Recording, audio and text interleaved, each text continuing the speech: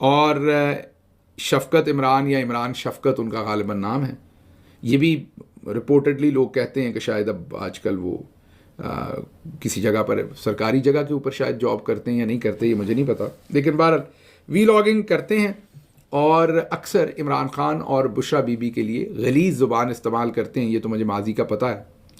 उन्होंने तमाम तर जो ज़िम्मेदारी है कल का जो ऑपरेशन था वो आर्मी चीफ़ के ऊपर डालने की कोशिश की है, नून के क्योंकि बहुत करीब हैं। इससे पहले शहबाज शरीफ भी एक ऐसी स्टेटमेंट दे चुके हैं जिसमें ज़िम्मेदारी आर्मी चीफ़ पर डालते हुए वो देख रहे हैं। अब ISPR भी इसी से मिलती जुलती स्टेटमेंट दे रहा है। तो इमरान शफ़क़त ने क्या कहा है पहले सुन लीजिए। आप जब इमरान शफ़क़त बोलता है तो यही समझिए कि नून लीग ही बोल रही है, बहुत करीब है ये नून लीग के।